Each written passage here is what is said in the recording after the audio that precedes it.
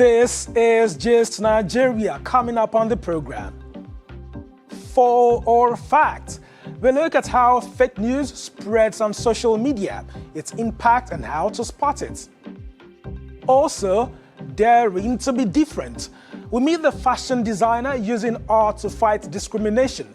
Plus, my name is Yemisi Osekwe. Check me out. The public health professional passionate about improving Nigeria's healthcare infrastructure.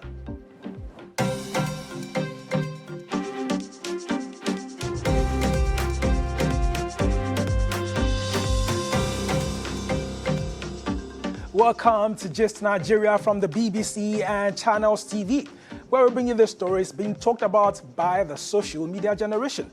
I am Wali Fakile. Our top story for this week.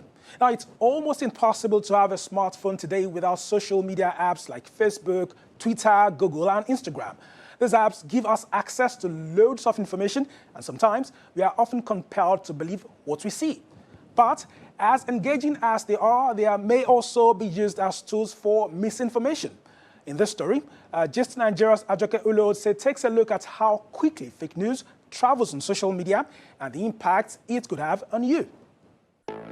Since the emergence of the internet in Nigeria, access to information has become faster and easier. Improved internet penetration brought us social media, and today it is providing a haven of expression for many. The Digital 2020 Global Overview report estimates that Nigeria has about 170 million mobile phone users. 85 million of this population have internet access, and consequently 27 million of them are active on social media platforms like Facebook, Instagram, Twitter, WhatsApp, Snapchat, and others. Social media provides an avenue for active information exchange and real-time feedback, but with the speed and reach comes huge potential to cause real-world impacts. Although the event of the night of 20th of October 2020, the peak of the NSAS protest, remains under investigation, news of people who had allegedly been killed that night was widely shared in pictures and videos. Some of the people involved have come out to debunk these stories. For days, the hashtag RIPOK ruled Twitter. 21-year-old Okeobi Enahuze had reportedly been killed by a stray bullet from a police officer, but this turned out to be false. Days after, his brother took to Twitter to tell the true story of Oke's death. Popular actress Eniola Badmus had been vocal about ending SARS, but what she didn't expect to see was news of her death making the rounds on the 20th of October 2020. Eniola was reportedly shot by army officers at the Lekki toll gate, a story that was untrue. My phone was actually hot. I'm like, what's going on? You know, while I was even holding very old calls were just coming in, calls were coming. And somebody, I was scared, like, why is everybody calling me? What's going on? So I picked someone's call. Someone else said, Eniola, where are you? I said, where are you? So she said, where are you? One of my aunts. She said, where are you? Where are you? While I was talking to her, another call was coming in. Another call was coming in from different people. I said, so she was a bit dramatic. She was just, wow, thank you, God. I'm like, what's going on? Can't somebody just say something? They said you were the one that they shot. I said, shot where? No, I didn't go out. I'm not shot. I don't understand what she said. He said, no, there was a massacre at Lekki toll gate, and they said a lot of people were shot, and there was a video trending. Just like Eniola, Kimberly Jaja, a University of Port Harcourt student, found her pictures online after a man posing as her cousin claimed she had been shot. But this was very far from the truth. I ran to Twitter and I saw a guy claiming to be my cousin, saying I was shot at the toll gates and all that. So I asked him to take down the post because it's obviously fake. But he blocked me and blocked like several persons I sent to his comment section. So after a while, when the pressure was much from the people I was sending in, he took down the post. But by then, Twitter was already doing its thing. It was everywhere already. But then I was at home, not at any protest ground. I was in Festac, not even at Lekki. Eniola, Kimberly, and Oke represent a number of Nigerians whose stories had been retweeted, reposted, and shared without any form of verification and fact check, only to turn out false. Some people even call themselves journalists. They don't even verify stuff. They just go ahead to write things, and at the end of the day, just like one of the I don't want to give the page a mention. Anyways, there's a particular page on Instagram, a very popular page, that actually put up my picture and I wrote R.I.P. No, that's not right. That's so uncalled for. That's not fair. How would that person feel when you're alive and they write R.I.P.? I mean, I kept picturing, what if it was something else? Like maybe they saw you in so place, and meanwhile, maybe that's not the case or something. How would I have defended myself? Because this one is even easier. The fact that you're alive is enough proof to show it's a fake news. So what if it was something more damaging? Fake news continues to undermine efforts to adequately disseminate accurate information on many media platforms, but social media remains in the eye of the storm, generating concerns amongst the public, particularly politicians in Nigeria. You can't stop people from using the social media at all, but we need some kind of ethical conduct.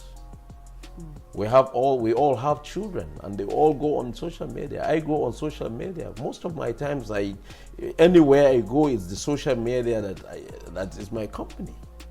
So why will I want to see that social media is not functional in Nigeria? I want social media that when you and I read something, we'll believe in it. But why is social media more prone to misinformation and disinformation? And how dangerous is fake news to us? Fake news is capable of causing a war within a country or a war between two countries. I'll quickly give you an example of what news itself can cause. If you go back to Rwanda in the 90s, it was even then just radio. The misuse of radio, misuse of radio space, of public space by some irresponsible journalists in Rwanda caused the massacre. Before you know it, you had 2 million people dead. 2 million innocent people sent to the grave. I was there as a journalist. I covered it. I saw it. And if we must trust social media as a news source, what must we do before we click, like, retweet, and forward stories to fact-check them? Let us come together, do a bill, sponsor a new bill, or sponsor an amendment that will protect our job, bring integrity back into news, while at the same time protecting the freedom of speech and freedom of expression. With more than 27 million of us logging into one social media platform or the other, the need to self-regulate when posting or reposting unverified information has become crucial in order to protect the space and ensure that fake news ends with you. Ajoke Hulotsi, Gist Nigeria. All right, now, fake news is not peculiar to Nigeria. It's a challenge that comes with the age of instantaneous transmission of news by all. So, how can you verify information that you receive on social media? Is it possible to separate facts from fiction using some online tools? I had a chat with David Ajikobi, the Nigeria editor of Africa Check. He is in the business of busting fake news in Nigeria. Have a look. One of the first guidelines for you when you see any piece of breaking news or piece of information that you might find, so first of all, ask yourself who wrote it. The second, ask yourself, does this information make me angry or excited or whatever it is? The third one is, can I actually verify the claims in this video by myself or independently? And then also understand that, people who is behind these websites. You can actually know people who are behind certain websites, because people can hide behind websites to publish all sorts of things. Also ask yourself that, is this imposter content? And I'll give you an example where people have taken BBC montages and actually doctored them to say different things. You can actually reach out to the BBC or to any credible organization to say, did you ever report this on your timelines? And that's a way of verifying. Verification is not just about sitting down, it's also about just taking productive steps to ask questions. The first step of verification is asking questions. And then for tools, for our smartphones, I recommend 3 tools for image verification. The first one is the Google reverse image search. You can do this on your phone, it's easy. Go to your search bar in Google, type in Google reverse image search. It will take you to a link, Labnol or whatever the link it takes you to, and it will tell you to upload the picture you want to check. Now, picture, so for example, Mr. Femi sends me a picture on WhatsApp about trucks of houses being burnt in Inewi. I can, if I have that picture saved on my phone, I can immediately upload that picture on Google, and then it will show me if that picture has been used before, where it was used, how old the picture is, and if it has been edited before, and in some of the closest matches. The second one that also does the same thing is called TinEye. That is TINEYE.com. TinEye even actually shows you if a picture has been doctored side by side with the original image, and these are things you can do on your phone. You can use another tool called Reveye. That is REVEYE.com. These are easy to use. It's as easy as just opening. You can actually even have a shortcut on your phone. So you don't need to go to those tools as regularly. Just click on the image, long press it to show you, check Google for this image, or check Reveye for this image, and then it will show you the results, and voila, you can make informed decisions right there and right there. For video verification, and I must confess that video verification can be a bit more difficult. But first and foremost, what you can do is go through that video carefully. There's a tool called InVid, where you can actually upload snippets of the video to see if it's old and if it's been edited before, and a few other tools that you can actually use for video verification online. You can even verify people's Twitter handles. Please do not forget that even on Twitter, there are bots. There are people who hide behind Twitter handles to tweet all sorts of things. When did someone open the Twitter handle? You can check that. You can go to Twitter Explorer to go and check that. When did somebody start tweeting? When did they join Twitter? Somebody joined Twitter yesterday and you see it's already tweeting 5,000 tweets. That is suspicious. And now let's talk about WhatsApp. You see, your uncles, your aunties, your brothers, your colleagues, and WhatsApp is particularly interesting because it keys into the nature of close ties. You most likely will belong to a school group, an estate group, different groups, because you have certain ideologies or certain things that bring you all together. You have a family WhatsApp, you have a school WhatsApp, and things like that. And we see that there's a lot of misinformation and disinformation being spread on WhatsApp. And I'll give you an example. After a few days after the October 26th incident, we saw that there was a narrative going on WhatsApp trying to make the NSAS or whatever it is an ethnic thing. There was a particular picture that was trending on WhatsApp of two trucks on fire, and the narrative was that these were trucks owned by Hausa traders that were being burnt in Lagos, in Owerri, and one other place. First and foremost, a critical thinking person realized that how can one picture, the same two trucks, be burnt in 3 different places simultaneously? It's not possible. And when we did the reverse image of that picture, we realized that it had nothing to do with the burning. It was an accident. And it was old, it did happen, but it's not even recent.